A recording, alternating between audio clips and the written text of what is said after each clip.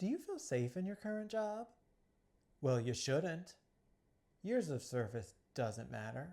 Skill set doesn't matter. Customer satisfaction? Yeah, it doesn't matter. It can all end on a random Thursday in a Zoom meeting. That's what happened to me, and I'm going to tell you my story, and I hope you'll follow with me. After 23 years of working for the same company, in the same industry, I got laid off unexpectedly on a Thursday. A Thursday. I should also mention that I'm 45 years old. So I have not applied for a job since 2003. The job market today is way different than it was in 2003. If you clicked on this video, maybe you're going through the same thing, and I'd like you to feel less alone in this experience because it stinks. You do feel alone, even if you're surrounded by friends and family who care. I've been working in graphic design. That is my field. That is what I went to college for. My first job was my internship that I needed to do in order to get my degree. I wasn't necessarily enamored of the market that they were serving, which was the dental market. But I figured I stay there till 25, I get my experience, and then I go work on something more glamorous. But obviously, being fired at 45 means I did not do that. I got comfortable, and that was a problem. And probably one of the things I feel the most guilty and shameful about in regards to everything that's happened, that I got too comfortable. It's easy to get comfortable. I didn't think I would get laid off. I worked very hard. I was always open to new experiences and new tasks. I had excellent rapport with my coworkers and excellent feedback from our clients. I thought I was safe, but I wasn't safe. So this is my first attempt at doing something like this, like any sort of public video.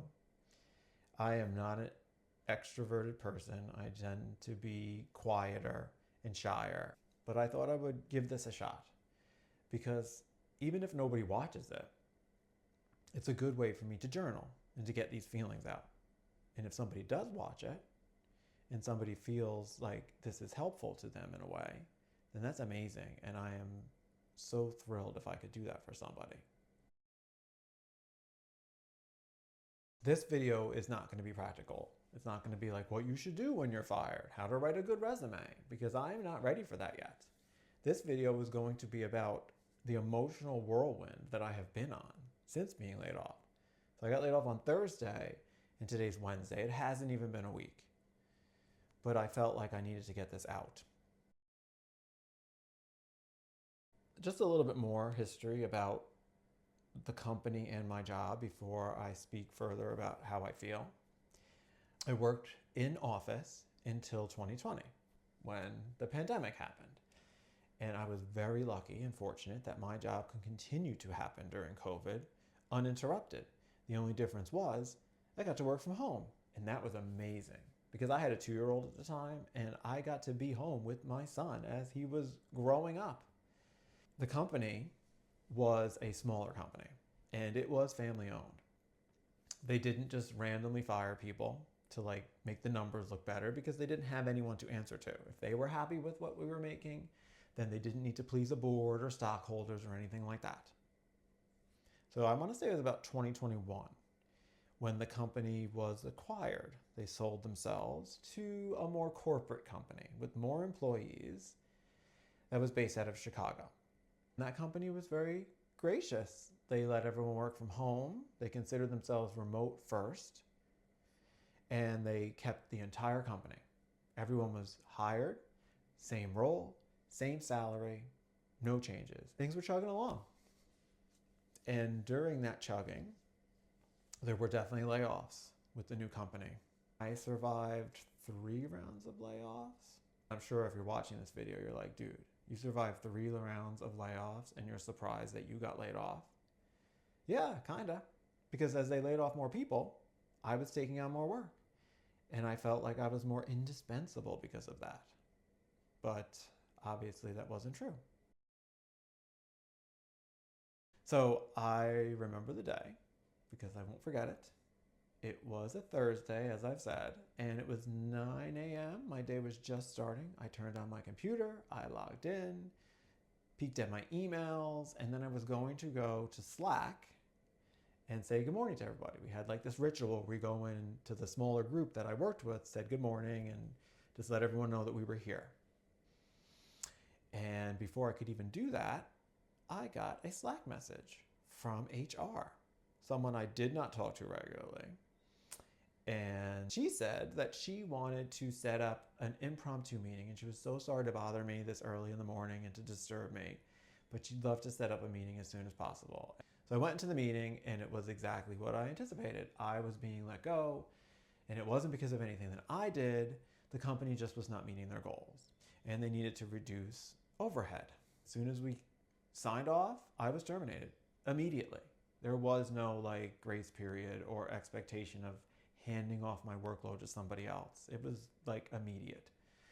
So in that meeting, I was sort of listening, but most of it was just going in and then out and wasn't connecting with anything because I had so many things going through my mind in that moment.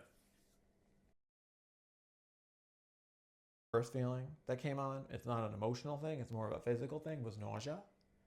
When she sent me that Slack message, I wanted to throw up because I knew trouble was coming.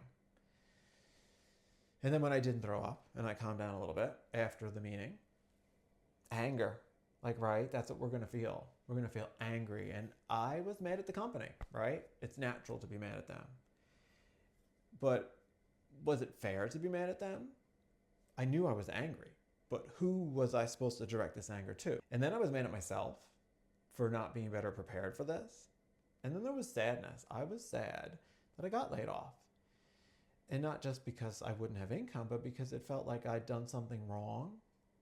The logical side of me understood that they said to me, this is because the company needs to reduce costs. But the emotional side of me said, this is because you're bad at what you do. This is because you've done something wrong. I knew these two things to not be equally true. I knew this was truer, that it was not my fault. But how do I force the emotional response to understand the logical response and meet somewhere so that I felt better about it and less sad? I'm still dealing with that. And then there was fear. I mean, that's got to be something that we all feel when we get laid off.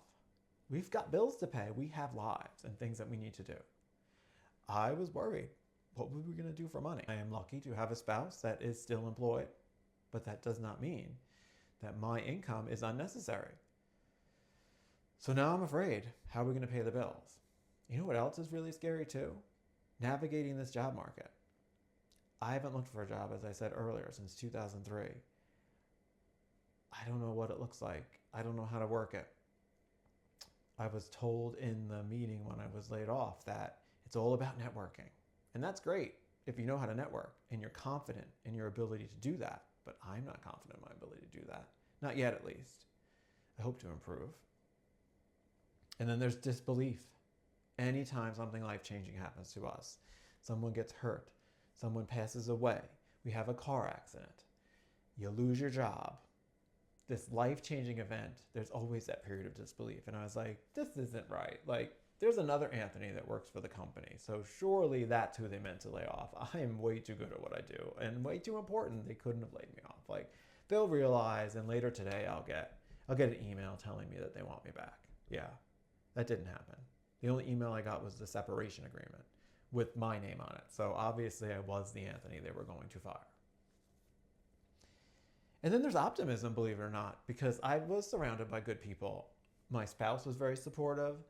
My family was very supportive. My close friends were very supportive. And they gave me a sense of optimism. They were like, you've been there for 23 years. You were kind of stagnant in this. This is an opportunity to try something new and to put yourself out there and find a different direction to take your life in that might be more fulfilling for you. And that was great. And it bolstered me. It made me feel better. But then comes the shame. I felt shameful that I did not prepare myself better for this. I mentioned the layoffs. I should have prepared myself. Hindsight is 2020. After something bad happens, you always go back and revisit and say, what could I have done differently? I could have done X, Y, and Z differently, but I didn't do those things. I did not have a LinkedIn profile. I've got to learn how to navigate LinkedIn. I did not update my resume since 2003. I had jobs on there when I was a cashier part-time in a supermarket. That doesn't matter anymore. And then I felt worthless. It's weird because I am a father. I am a spouse. I am a son. I am many things that are not my job. But in the US, our jobs define us outside of the house. You meet somebody for the first time, one of the first questions you get asked is, what do you do? And I had an answer. It wasn't glamorous, but it was an answer. And you tell people, oh, I'm in between jobs, or I'm looking for work, or I'm unemployed. And there is a stigma with that.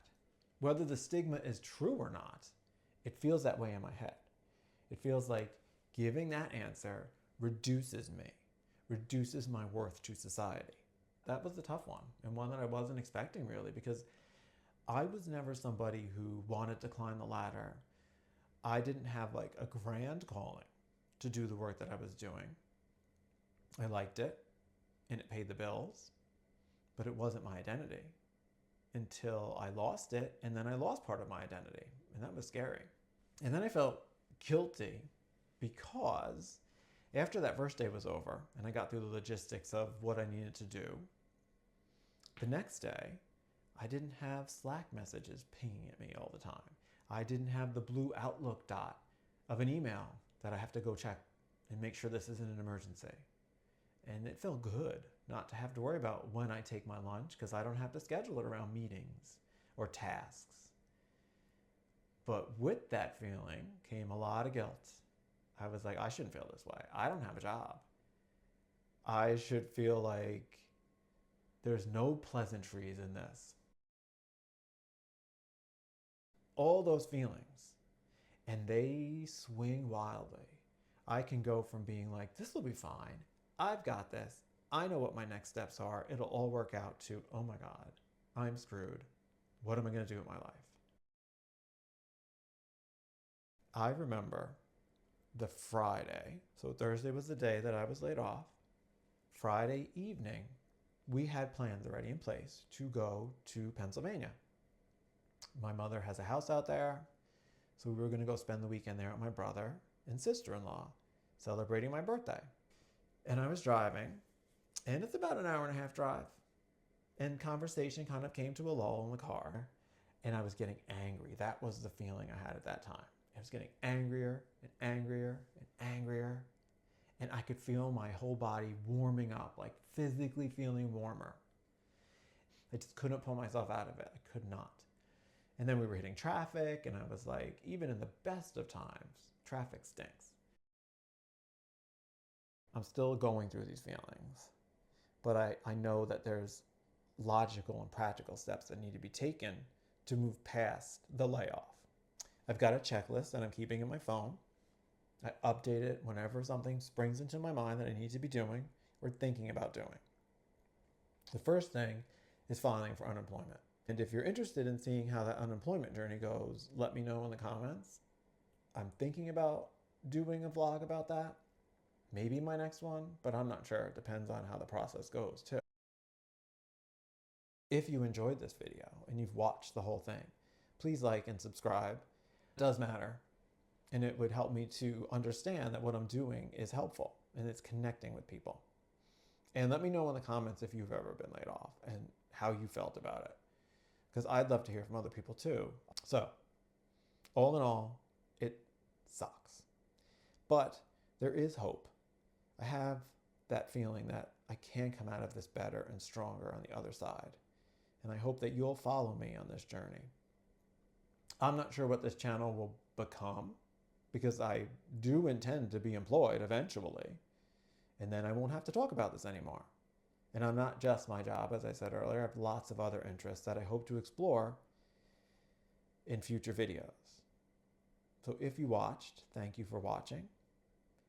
And I'll see you next week.